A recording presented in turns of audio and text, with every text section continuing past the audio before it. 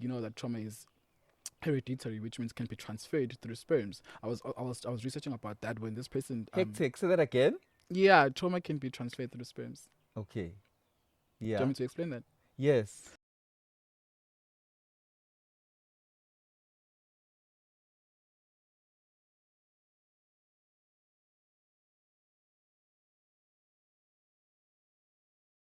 So there are aspects of my life that I will never reveal. That are between myself, my family, and we became and my who we God. are because of that past and that history. We became strong women because we know who we are. Our fundis and all of that. I mean, I heard the audible voice of God. It wasn't a On the decision. third day. Decision. It was a calling. That one, yeah. Like Christ himself. What was that about? I don't even So know. I you don't can't know. just trust the person who was able to initiate a relationship with your husband knowingly and trust them with your life, with your kid. A fancy restaurant in a beautiful place in South Africa, and he left you with Love them. 7,000 Foods, babe.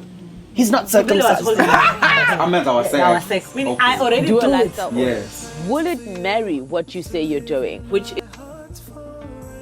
Drakensberg, the Garden Route, Afriski, Mozambique, anywhere you can think of. Dimane Travel and Tours is at your service. By organizing the entire itinerary for you, you don't have to stress about accommodation, transport, activities. In fact, the only stress you'll have is which outfit to wear on which day. WhatsApp Dimane Travel and Tours on 081 567 7563 or find them on your favorite social media platforms.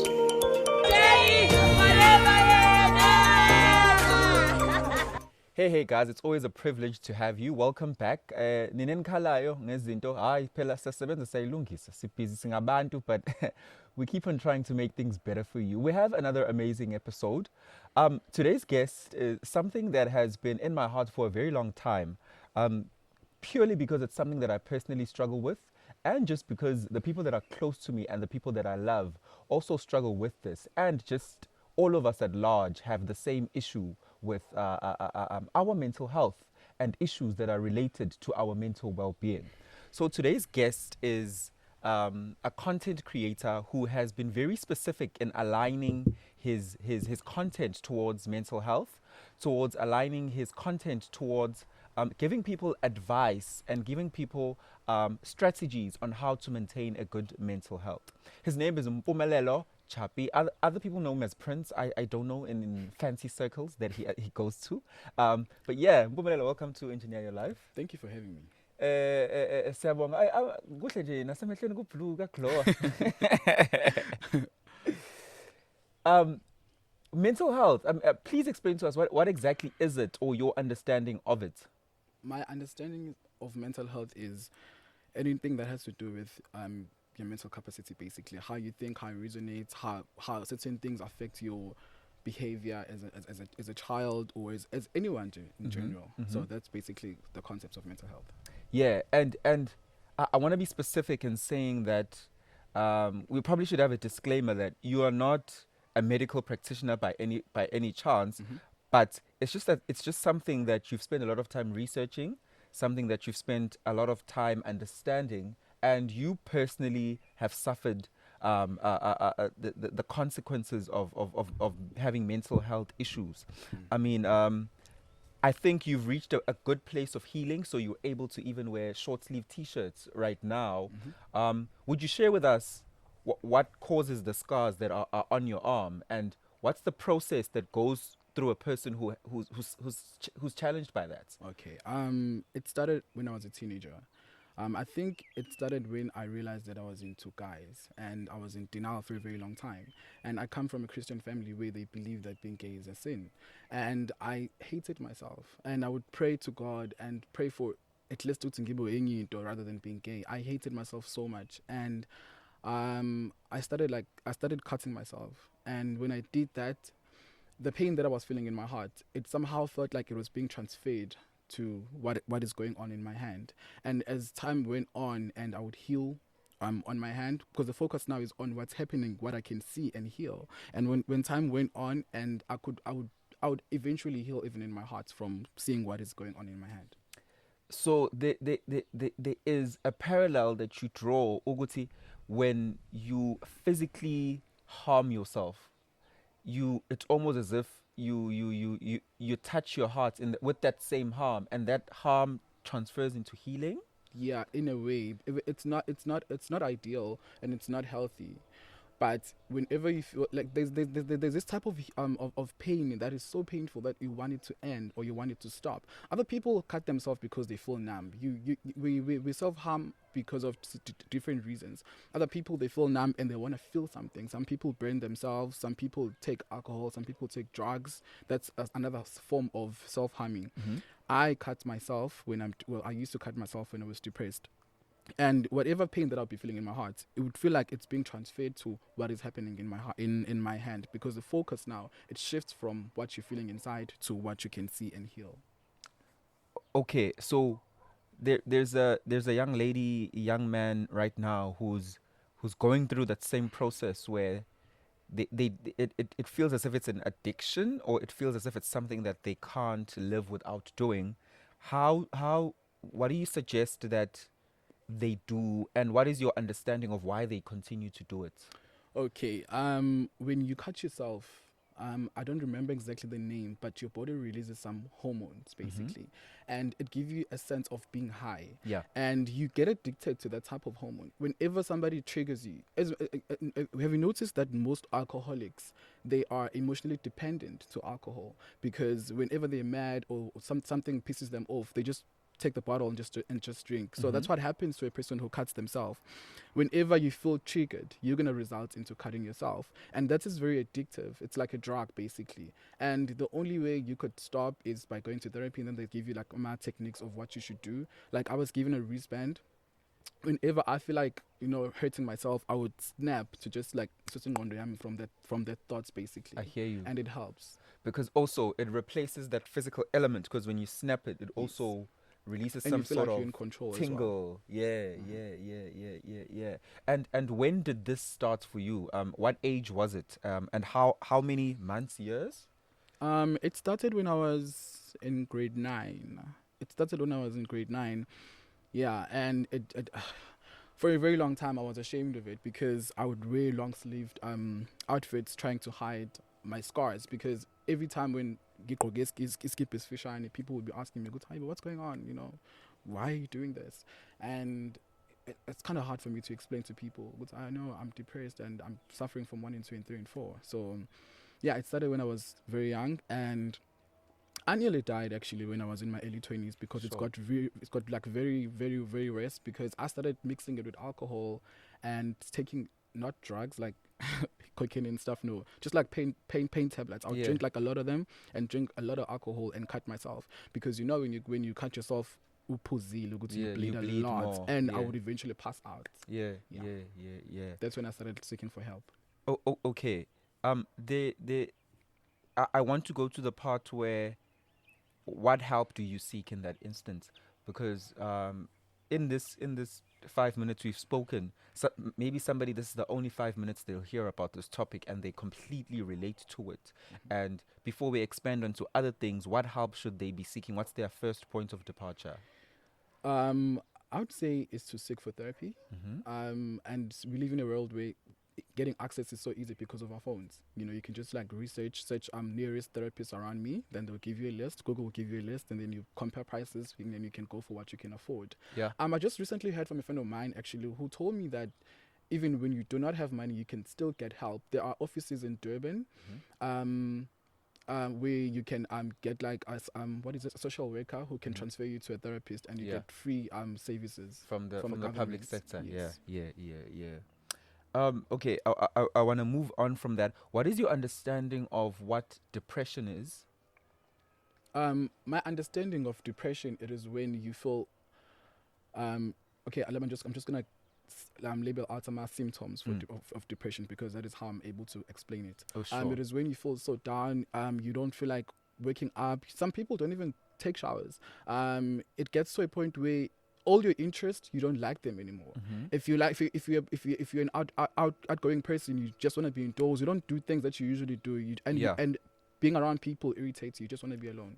Yeah. And hibernate. And does it does it feel like a medical condition, or is it a result of life and bad things that have happened to you and circumstances? Because there are a lot of people who treat depression medically, and there are a lot of people who are against the medical treatment of depression. Yeah, about depression isn't fine. Depression can happen just because you went through a traumatic I'd say incident as a child, or whatever the case may be. And also depression can also happen because you have unbalanced chemical reactions in your brain. So, but the only way is to actually get help and then take pills, because they maintain that I would say they make sure my highs and lows what's like during depression maintaining it into I would say a good sequence. I don't know how to explain it in a medical term. But yeah. Which aspect of your life has depression affected the most? My relationships with everyone. With like romantically, family? With literally everyone. It affected me a lot because I started I'm a type of person that usually hibernates whenever they're going through things. Okay. I cut off people, and I started being toxic because I'll just be mad for no reason. I'll create a scene for people to like. I'd be going through something, and people would try to reach out. I would just be mad and create a scene for them to say, "Okay, now it's done. We're fine. And then that resulted me into not having a lot of people who I can confide in whenever I'm going through something. And it also affected me in my relationships as well. The past relationships I've been into, because I would not be able to communicate my feelings to the people that I would be seeing, and me not being able to communicate my feelings, I would burst in conversations. I would run away from confrontations. If a person would say, listen, I feel like 1 and 2 and 3 is wrong, I would feel like they are attacking me, and I would fight instead of sitting down and communicate. Take me through I think every one of us here, even the team behind the scenes, has a desire to be loved and a desire for companionship. And as humans, we all want to be in healthy romantic relationships. Take me through an example of a romantic relationship that you were in that became unhealthy because you were suffering from depression. Okay, there was this relationship that I was in, and as a person who suffers from depression, before I started seeking help, actually, I resulted in drinking a lot of alcohol. Like I opted to drink every time whenever I feel like, okay, now I'm feeling depressed, I would drink and just go out, and that does not remove what you're feeling, but it puts it on hold. Yeah. And when I would do that, I would not be on my phone, and my partner would feel like I'm abandoning him. And I remember. This one person that I dated, I think he just liked me very much, and he wanted what's good for me. But I just felt suffocated because he would communicate and say, listen, I don't want you to do this. You disappear for the whole weekend, and then you come back on Monday and say, hey, like nothing happened. I feel like you prioritize your friends more than me, and all of those things. And I would feel like he just want to police me, and he just want to control me. I felt controlled, and I just wanted freedom. Remember, I was suffering with my own demons inside. And for a person to tell me what I should do with my life, I just felt like he was controlling me. And that when he was not even controlling, he was just caring, as a partner, but I felt controlled, and that's the reason why I just ended. I was like, no, I can't do this. So do you think that people who are not suffering from depression have a right to say, I don't want to be in a relationship with a person who is suffering from depression? I would totally say, yeah, they do have a right to say that, because it needs an extensive knowledge to date somebody who has depression, and you need to know what type of depression that person has. How do they behave whenever they feel triggered. You need to know how to communicate with them whenever they feel triggered. There's a lot of things that isn't gonna go like a relationship when you're dating somebody with depression. You have to make sure there are things that you say that does not trigger that person, and that's the reason why I always emphasize people to actually. I always tell people, to communicate during the dating phase. This is what you are suffering from, so that whenever you disclose that you have depression to a person that you are in a date with, they will know what to do and what to do when you're behaving certain ways. Does money, financial situations contribute to depression in a relationship? Does it? It does, I guess. Well, money is everywhere, and as much as they say love is not money, but money makes the relationship easy, you know. And if you are a person who's, I usually use the word, which is informal, by the way, financially depressed, where your depression is linked to you not having you not being financially stable. When you date somebody who does not bring any sort of I'd say financial comfort, you will feel depressed more because this person is not bringing the something that you are missing in a relationship, and the fights would be more about money, more especially. So yeah, it does actually play a huge role in relationships. Do you think you owe any of your past partners apologies for how you treated them because you were feeling depressed or you were going through an episode of depression? Not anymore, because last year I started going through what I call self-evaluation. I started healing, and in the process of healing, I realized that I've wronged people, and I called everyone that I've wronged because I wanted not to have enemies. And there's this one person that I called who's my ex, and I told him, go to listen, I'm really sorry I behaved a certain way. It was because of 1, 2, and 3, and 4. But because this person was so secure, he knows himself. He was like, yeah, I realized that you were the problem. And I was like, yeah, the reason why I called you is because I don't want you to feel like you were the problem, you know. And it was like, yeah, I did realize that I just was in love with you so much that I did not want to let you go. So when you broke up with me, it still hurts, but yeah, I do realize that I was never the problem. So I did reach out to the people that I've wronged before. Yeah. And is it that only that one person, or have you? How has it been received? Because what I'm trying to get to is people's understanding of depression. Because none of us go into a relationship and at the first date, someone just, by the way, you need depression, you know.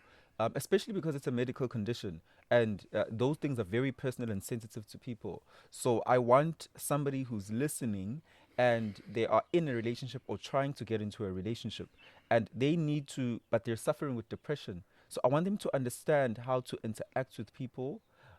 When is the right time to say,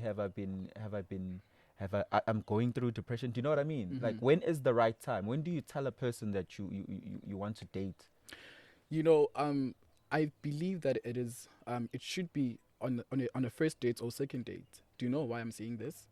I'm saying this because I don't want you to mislead a person and make you seem like a very good person while your relationship is aqala, and then go to say in love with you. I said when signs of okay, this is not normal. Disclosure. Oh, by the way, I'm suffering from depression because now some misleading lo muntu lo, because right now usevele wangena in engazi ukuthi wena this is what you have. So I believe that you shouldn't be ashamed of telling a person it's okay, listen dude, I have depression. Let them know what you're going through, and then if this is going to be too much for you, I'll understand. Because now if you are going to keep it a secret and wait 8 months in a relationship to tell that person this is what you have, now don't you think you're misleading a person? It is misleading. So I believe that it should be on a first date or a second date while the thing is still new. I decided, okay, will he be able to take on this relationship with somebody who's suffering from depression or not? Moving on from this topic of romantic relationships, Mpumelelo, have you ever contemplated taking your own life? Yeah, I have actually. There are times where in life where everything just seems too much for you to handle, and you think ukuthi ukuzibulala is a solution. Yeah. There's ngiyabona abantu who are always saying, oh, people who kill themselves are cowards and whatever. Or they're selfish. Or they're selfish. Yeah. And they keep on forgetting ukuthi at mental state at that particular time ufuna ukuzibulala. Ugufa seems to be the only solution. Mm-hmm. And because you've been suffering for a very long time, they don't know what you're dealing with, the demons that you're fighting. Yeah. And it gets to a point where you feel exhausted of even breathing, to be alive. So you feel like, okay, so I think that killing myself would be the only option. I would get peace when I kill myself. So yes, I've thought of those things. I've thought about killing myself like a lot, actually. And did you take action? No, and no, I've never taken action towards killing myself. And it's weird because people, when they see my scars, they think that I was trying to kill myself. I always tell them, no, I'm not trying to kill myself. I was trying to shift the pain that I'm feeling in my heart. So if I wanted to kill myself, I mean, I lived in a building, in an 8th-floor building, I would have jumped. I'd probably die. I would have jumped out of the car because I'd feel that need of wanting to jump out of the car sometimes when I'm feeling suicidal, and I would have done that and probably died. but I've never actually acted upon that. Yeah, and it must be a scary or dark place to be in. I mean, I personally have never contemplated suicide, so I can't understand the depths or explain the depths of how it feels. Maybe you can shine a light to us on what that darkness feels like. Usukuphi umqondo nomzimba and your soul at that point when you feel like, I just want this to end via death. Yabo uma kuleso state, even ngisho ukuphefumula kubuhlungu, you feel heavy. And the only things that are playing in your mind are the problems. You don't see any solution to the problems that you have. It's always problems after problems. Like, you can't even look yourself in the mirror. You don't take care of yourself. Abantu feels like when they're trying to communicate, everything is just bad for you, and you just everything. Even when you open a TikTok, you will tell them depression this, depression that, and you feel like, okay, this is it. Let me just end it. You feel like even social media's algorithm is like literally affirming everything you're thinking. Yeah, that's how you feel. So, by the way, social media, most of it knows us more than we know ourselves. So it probably is affirming it because the algorithms are such that they're created to know our patterns and our behaviors and our thoughts and just propagate them and make them bigger than they truly are. I want to go to a few posts that you've put up on social media, and I want you to take me through the psyche behind these posts. 2nd of March this year, future Mpumelelo CHAPI on Facebook. I wish someone had told me this before I started dating, but the longer you chase the person who doesn't give you what you want, the harder it'll be to feel attracted to the person who could give you everything you want when they eventually come. When you spend so much time going after an emotionally unavailable person, or chasing someone trying to convince them to love you, you become addicted to the highs and lows. So when the emotionally available person does come into your life, it doesn't feel exciting anymore because you're addicted to the highs and lows. It actually feels kind of boring even though it's everything you wanted. So the more time you invest into someone who's not giving you what you want, the more you're wiring into your brain to be like, yeah, that's normal, that's what I'm attracted to. So later, when you're trying to heal and you find an emotionally available partner, it takes a lot longer to do that. So stop chasing for love and stop chasing for that type of love, because you can never convince somebody else to love you if they don't know, and they really don't know how to really love you, and they're not really into you, because you wouldn't be questioning their love in the first place. What do you mean by that? Like, geez. It's a lot. I would start by explaining why would a person go for the type of person like a nonchalant man or a nonchalant person. It stems from you basically as a person. It might happen that in your childhood, abazali bakho were not emotionally available, you know, or they would be there and not be there on some other times. And uba nento ekuthiwa anxious attachment style. What is the anxious attachment style? Anxious attachment style is a type of style that when you are so anxious and you're so insecure that you develop so much love for a person who's not even giving you 30% of what you require from a relationship. And the reason why I said it is important to know when to stop. You know, when you feel like a person does not give you the love that you think you deserve, you have to stop and end it. You know, first communicate, and if that doesn't change, then you have to end it. Because if you keep on trying to make it work with the person who's not giving you the love that you deserve, you're gonna get used to that type of love. And when you eventually find somebody who has a secure attachment style of loving, right, and then you're going to feel like he's boring because he does not give you the highs and lows that you were getting from the toxic relationship, the opomagion. Because the toxic relationship, what it does to you, you get addicted to the highs and lows, where a person is love bombing you, a person is in love now, tomorrow he's ignoring your text, the following day he's in love with you. So, and then when you get somebody who's constant, who gives you a constant form of love, it feels boring to you because you are used to the highs and lows from the previous relationship. What are these? Oh, these highs and lows, you're basically explaining them as one day you're being love bombed, the next day you're being ignored. Do you find that inconsistency as being unhealthy? It is very unhealthy. It is very unhealthy because what is this person doing? What is this person doing to you? He's basically controlling you. And how do you basically like a person who is addicted to drugs. I think I made some of the posts.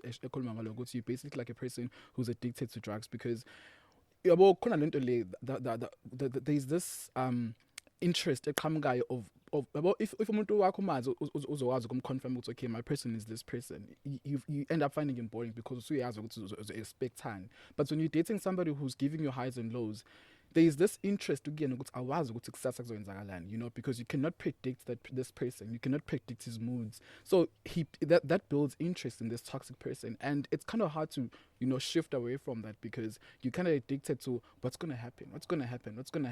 But when you find somebody who's constant, who's got a secure attachment style, you find him boring because also he loves you. You can't find anything on his phone, everything is just stable. But that for you will be boring because you are used to toxic environments. And you can't operate in a space where there is someone is normal, it's healthy, and you treated well, and you treated in a manner that is respectful, right? Yeah. Do you suggest therapy for that too? Yeah. So you can get PTSD from a past relationship. Yeah. It even gets to, like, for example, let me just explain what I mean when I say that. Whenever you've been in a toxic and abusive relationship, yeah. If you get PTSD from it, let's say you're in town, and you get anxious, okay. You know, and tell them flashbacks of whatever happened in the past relationship. So you can actually definitely get it from a relationship as well. And that's why you obviously suggesting that if you've been treated like with that, what did you call it, attachment style? Well, it's anxious attachment style. Anxious attachment style, yes. It's definitely something that you mustn't take lightly and you must address, because ukuba in a relationship with umuntu who treats you high today, low tomorrow, it's not healthy. It is not. Yeah. Okay, I want to move on to the next post that I found interesting.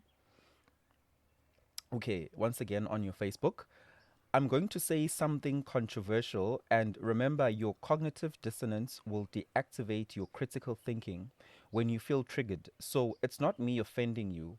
Also, this doesn't have to be everybody, but majority of people that say things like, I love hard. Those people's idea of loving hard is self-sacrificing who they are and betraying themselves for the sake of other people. Those people are very dangerous because they will do anything for the people they love except themselves. Those people have zero boundaries and they'll pour every last drop of who they are for the other people in the attempts that those people will see them, accept them, and validate them, which is something they don't do for themselves. What does that mean? It means that as a person who believes that you love hard, you love too much, you know, what love are you giving yourself? You know, and you tend to find this type of people dates people who are nonchalant, because they lack chasing for that love, they lack chasing for that attention. They don't realize that it's not healthy because, you know, you can't pour from an empty cup. If you keep on pouring and pouring and pouring in a relationship and you're not getting it back, then you will start to resent yourself, you know, because you're going to deplete. And when you deplete, you'll start resenting yourself. So I always say that umuntu who believes that they love hard and they love bombarding, umuntu ngothando, lo abantu laba bayithanda, they don't love themselves. You have to love yourself. But one thing I know for sure is that if you love yourself enough, you will see what is not for you. If you give yourself 10% of utando, and then a person comes at 15%, which is basically nothing. But because it is bigger than what you're giving yourself, you'll feel like it's something, which is basically nothing. But if you give yourself, let me just say 80% of love, and a person comes with 50, you will realize it's okay, now this person is not even giving me what I want to get in a relationship. And you tell that person it's okay, we can't, because it will not be able to reciprocate what I can give out in a relationship. So if you keep on saying you love too much, you love hard, you don't love yourself. I continue. It's crazy because when other people choose themselves, it's a trigger for those people who love hard, because it's a reflection that they don't even choose themselves, and it hurts because they are very good at taking things personally. Because if you're someone that has poured every last drop of who you are, into somebody else, then they still don't choose you. It's a reminder that you're just not good enough. It's a wound that you're struggling and having to live with. Yeah.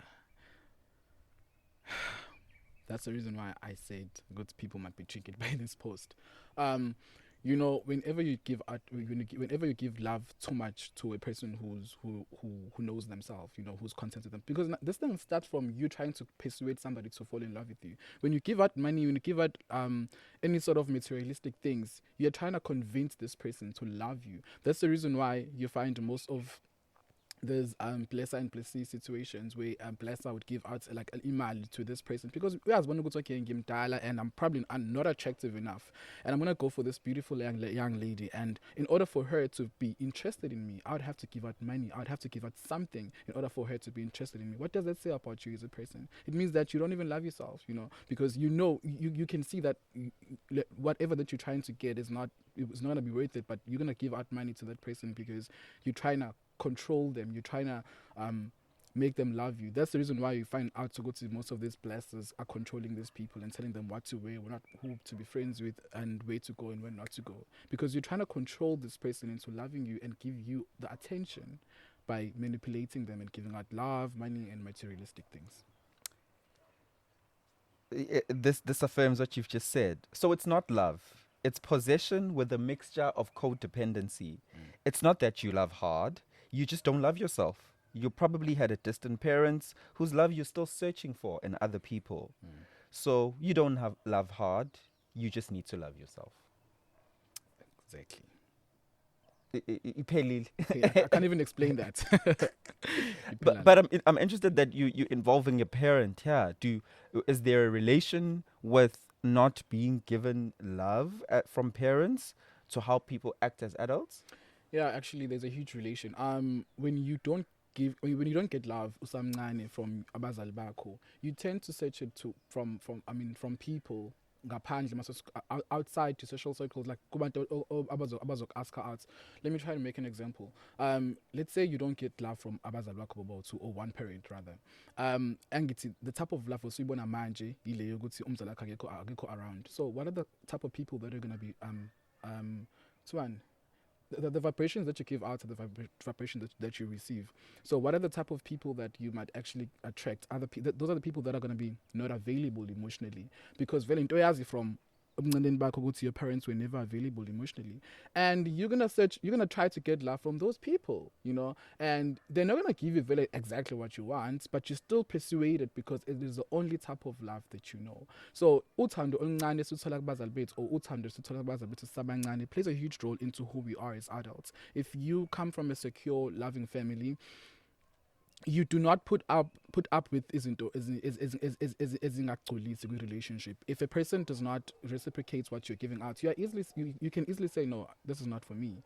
But if umuntu vele okhule ngumuntu ongenalo uthando, you would always search for uthando kwabanye abantu abangakwazi ukukunikeza lona, because it is the only type of love that you know. So you always try to look out for it anywhere else. We have a crisis in the black community. It's either caused by economic situations, people not affording, or people just being plain rude and not being willing to take responsibility. And it goes both ways with mothers and fathers, where people's parents are what we refer to as deadbeats nowadays. Are you saying that the reason we have so many dysfunctional relationships in our black community is because there's a lot of deadbeat parents and they're just not giving their children love from the young age? That's why we have things like daddy issues or mother issues, you know. It becomes hard for you to secure a good, stable relationship, because let's just say and let's say whenever they no aunt and everyone else, so again. So when a person, when you get into a relationship with somebody who's able to communicate their feelings, and then they would say, it's okay, baby, oh, 1 or 2 or 3 and go hand, you will feel like and you would either hibernate or make or burst out, you know, because you do not know how to receive, you know, Leo, I'd say Leo instruction of umuntu wakho. You'd feel like usakthethisa or usexabana now, and the only thing that's gonna come into your mind, it's either you're gonna hibernate or you're gonna burst out, because you do not know how to receive that type of attention. Sure. I'll move on to the next one. Okay, so we yeah, siyafunda la cognitive dissonance. Magama mangaka, guys. There's a few points you made here. Once again, on the beautiful letters you write on Facebook on the 15th of February this year. This one is titled "This is how the way you text tells me about your childhood trauma." First one, ghosting. It means you have never witnessed any adult directly talk, process, and find solutions for their problems. So now you have a passive aggressive communication style. Tell me more about ghosting and this passive aggressiveness. Okay, whenever you've been, okay, let's just say ongakwazi ukuthi ba-address ama-issues and then have solutions for their problems.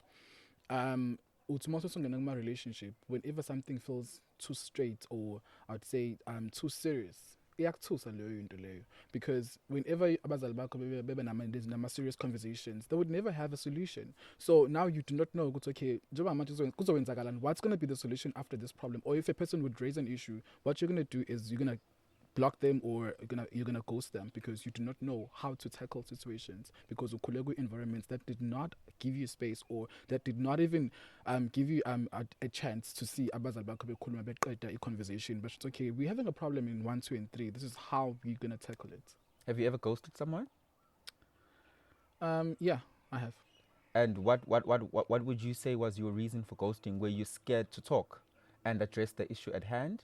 No, I was scared of commitment. You were scared of commitment. And that person was being upfront and being committed. And the moment when a person would say, I want us to start something serious, I would ghost them. I would just run away. Well, I was Satan on Mpumelelo.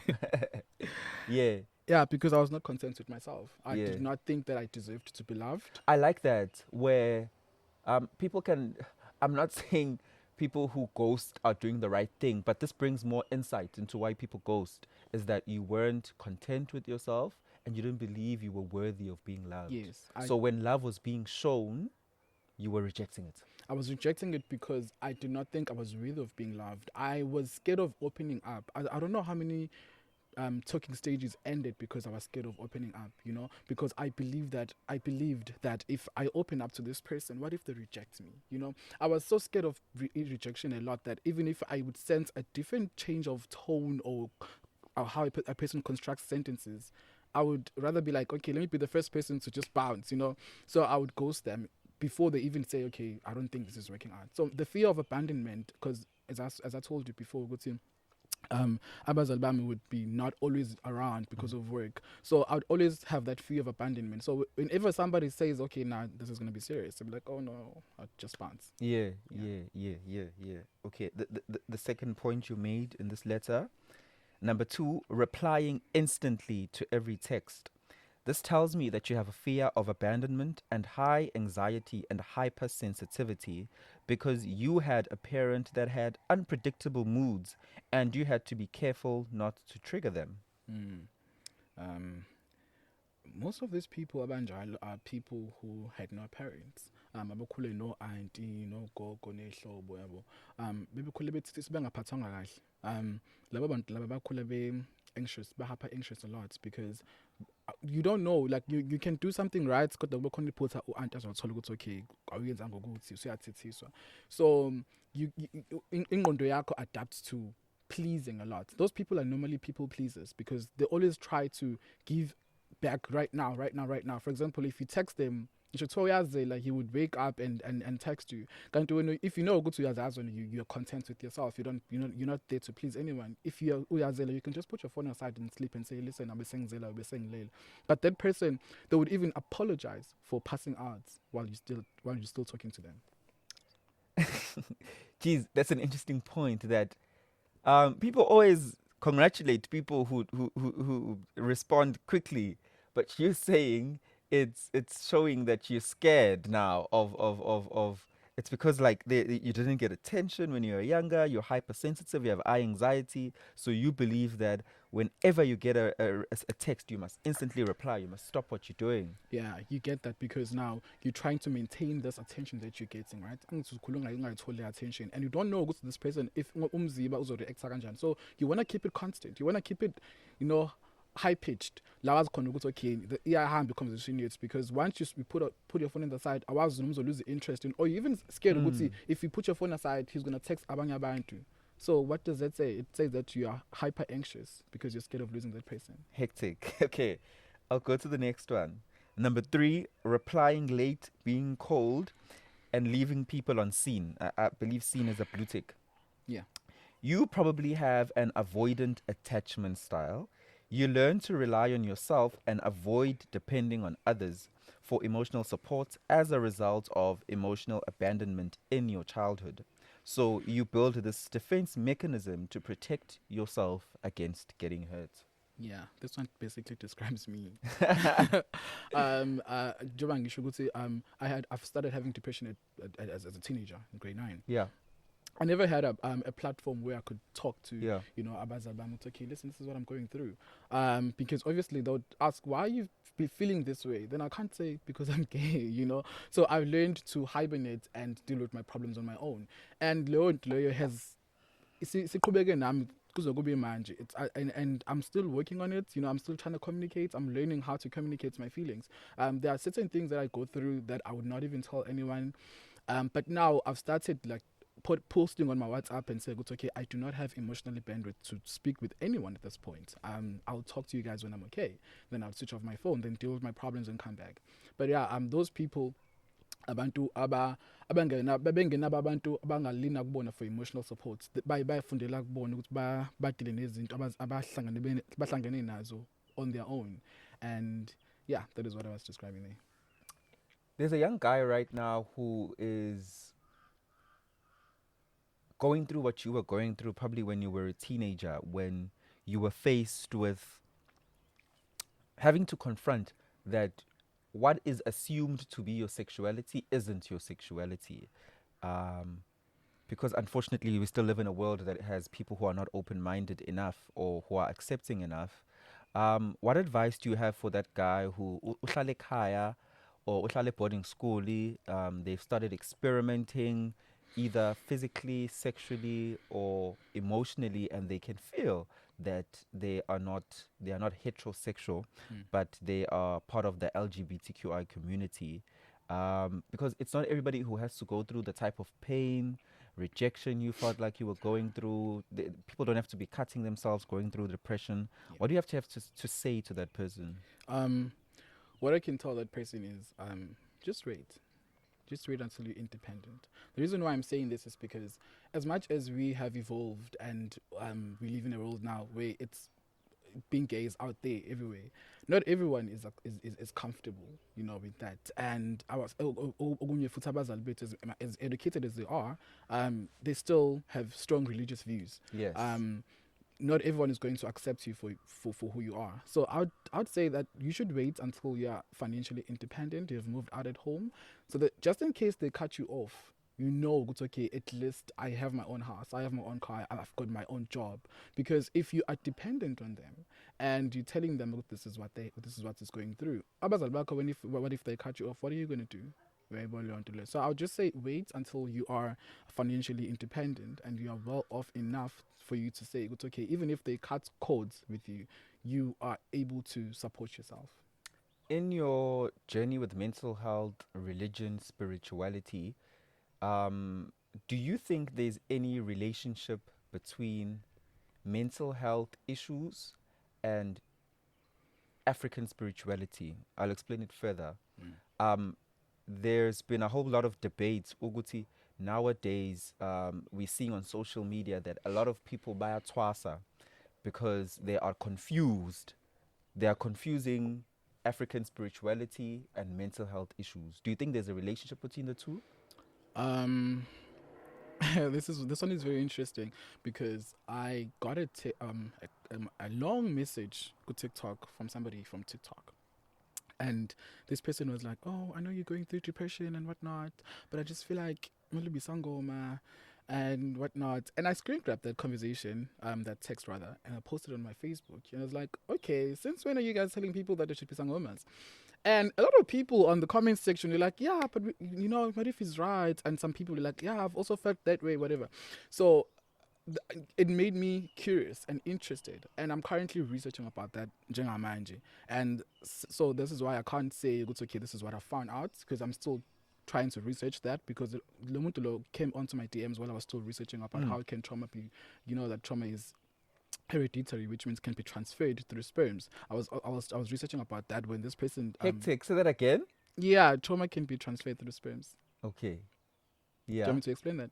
Yes. Okay, this research said, okay, so these people, they took Gundani, right? And Bafara in a cage. And then they electrocuted the male lab rats. And then they mated them, right? They electrocuted the male rats while going to be a certain scent on the cage. And then they mated them. And then when they mated them, bathelema offsprings, right? And then they took the offsprings and then sent by the time the father got electrocuted, and the what do you call this, the offspring started going maniac, because now they got triggered. You could recognize the smell. It reminds them of the electrocution, Yes. which didn't even happen to them, but it happened to the father. So what your father might be going through while he's conceiving you, or while he's having mating with your mother, can actually be transferred to you as a child. That's the reason why we find people who be like, but I've never had anything bad happen to me. Why do I feel a certain way? It's something that maybe your father experienced while he was mating with your mom. Yeah. Yeah. When are we getting the book? Probably sometime around next year. Yeah. And personally, are you going through a process of healing? Are you in a better space? Or are you using these social media platforms to educate at the same time, because you also need the healing yourself? I started my healing journey last year, and sadly, healing I started 2 months, so it can take even 10 years. I'm currently in a process of healing. The thing is about healing, some days you feel like, okay, now I've healed for a very long time, and then there'll be something that's going to take you back, but that is healing. And now the response to that traumatic experience, or the response to that trigger, shows how much you have healed, because there are going to be times you're going to feel triggered, but how you respond to that trigger shows you how much you have healed. So I'm in a process of healing, and posting those posts about mental health and relationships and trauma, I didn't want to gatekeep the information that I have, so I wanted to share it with people. And I've realized how much people related through my shares and people using my content and posting it on TikTok, and some of my tweets were going around being posted in America. And I was like, oh, this is actually something, I can make this a niche. Hence, I started being a mental health advocate. His name is Mpumelelo Prince CHAPI. I'm Lungelo KM. The show is Engineer Your Life, of course. His social media handles are Saint WW on most social media platforms. On Facebook, it's Mpumelelo CHAPI, Mpumelelo Prince CHAPI. You'll find him. You'll see the the only person with that name who writes a lot of paragraphs, has a lot to say about mental health. But this episode has been very informative for me, very educational. I learned a lot of big English words. I thought my English bundles were large, but I realized that I meditated with thesaurus and the dictionary. So yeah, another wonderful episode. I hope you learned from Mpumelelo. Please comment down below about how you felt about the episode, about how you felt about the mental health education that we're driving through this platform. Don't forget to subscribe, don't forget to like, and don't forget to join as a member as well. Remember, if you're watching this video and you haven't subscribed, I'm really mad at you, because the show is Engineer Your Life. I'm Lungelo KM. I'll see you on the next episode.